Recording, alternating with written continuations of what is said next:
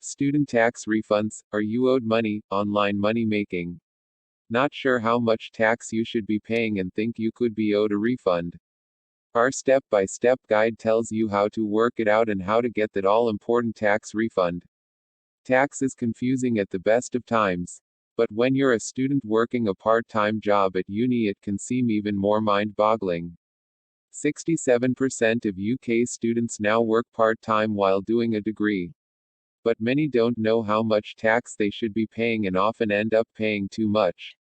Plus, many are unaware that they could be eligible for a student tax refund if they've overpaid, and they're missing out on £100s. Reclaiming your cash is easier than you might think. And if you've graduated, you haven't missed the boat either. We'll show you how you can claim back overpaid tax in April 2020 from as early as 2015/16. Is your employer paying you at least the legal minimum for your age group? Hundreds of high street employers have been underpaying staff. Make sure yours isn't one of them. Although you don't have to pay council tax, students studying full-time technically do still have to pay income tax.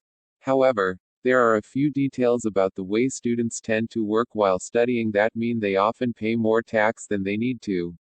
As a result, millions of pounds of income tax overpaid by students is held by the British government. You could be one of the hundreds of students in the UK that has money left unclaimed. And just imagine what you could buy with that. In a nutshell, income tax is the tax deducted from your earnings, so that includes any wages from your part-time job. If you're paid using pay as you earn, your income tax will be deducted automatically. Most part-time jobs will pay you this way, and you'll see how much tax you're paying on your payslip. If you're self-employed or earn income from any other source, you'll have to complete a self-assessment tax return each year to pay your tax.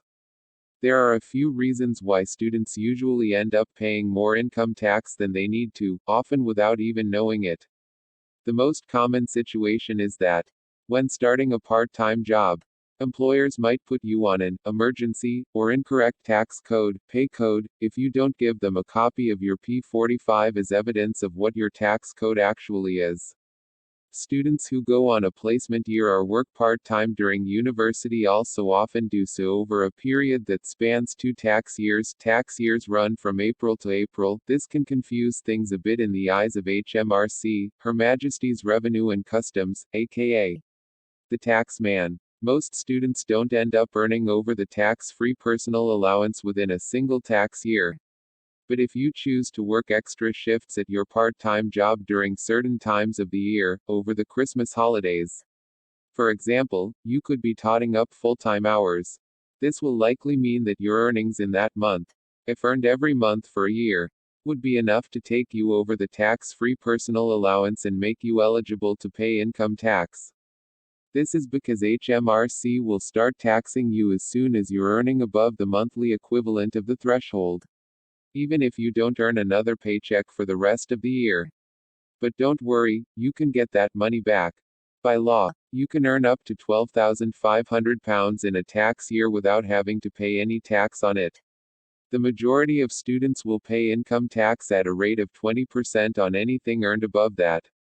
This also applies to any income you make working abroad for the summer. As you're a UK resident working abroad on a temporary basis, you pay your tax to the UK rather than the country you're working in. It's a good idea to check in with HMRC before heading abroad to work so this is made clear to them. Unfortunately, you can't claim back overpaid national insurance contributions. But it's worth knowing that all your NI payments go towards things like the NHS and the state pension. So you'll get your money back eventually. Remember that you'll need to complete a self-assessment tax return if you're self-employed. Our guide explains how. Unless you're self-employed, in which case you do your own taxes. Your employer controls your tax payments to HMRC. Tax is deducted from your pay each month as pay as you earn. You'll be able to see this from your payslips. Sometimes HMRC might send you a P800 tax calculation if they think your circumstances have changed and that you might be paying the wrong amount of tax. If they calculate that you're due a tax refund, they'll either explain how to claim the refund online or send you a check. However, there are no guarantees that HMRC will send you a P800 calculation, and you might not want to sit and wait around for it to, maybe, arrive. As complicated as it may seem, it's best to be proactive and do the calculations yourself. There are a few different scenarios in which you might need to claim tax back. Here's how each works. If you're still working but have noticed you're paying too much tax, this is probably due to being on the wrong tax code. Check online what tax code you're supposed to be on. If you're on the wrong tax code, simply contact HMRC and tell them. If you're due a refund, your employer will give you this refund in your next pay. Otherwise, at the end of the tax year, your employer will automatically send you a P60 form which shows you how much tax you've paid on your salary in that tax year. This is an easy and convenient way to work out whether you're owed a refund or not. When you leave a job, your employer will give you a P45 form which tells you how much tax you've paid on your salary for that tax year. They have to supply you with one by law. You can use this form to work out if you've paid too much tax. Use the tax calculator to figure it out. Once you're sure you have overpaid, you might be able to claim online as long as you have your employer's pay reference number. This will be listed on your P45, and the details of the taxable income you received in that tax year. Otherwise, simply call up HMRC and explain why you think you overpaid. Making sure you have your national insurance number, details of your income, and your P45 to hand. They will explain the next steps to you. It's worth knowing that if you have any cash stowed away in a savings account, the interest you earn on this may also be taxed. This doesn't apply to ISAs as they're tax-free. While most students won't earn or save enough to be affected, banks will often deduct 20% from your interest automatically, so be aware of this. Find out whether you're likely to be affected in our guide to student savings accounts. Use the tax calculator to see if you should be, or should have been, paying tax on your savings account. We know it can seem daunting, but when that hard-earned cash lands back in your account, it'll be worth it. Are you aware of these basic tax facts every student needs to know? Time to swat up. It could save you waiting for a refund. Disclaimer: all content on this website is based on individual experience and journalistic research. It does not constitute financial advice.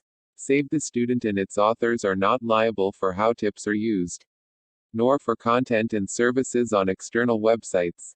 Common sense should never be neglected. We sometimes use affiliated links which may result in a payment following a visitor taking action, such as a purchase or registration, on an external website. This helps keep Save the Student free. The user experience shouldn't be any different, and our editorial decision making is not affected by such links. Like most sites, we use cookies to optimize your experience and serve personalized content. By using our website, you agree to our use of cookies. More info. Text source: savethestudent.org.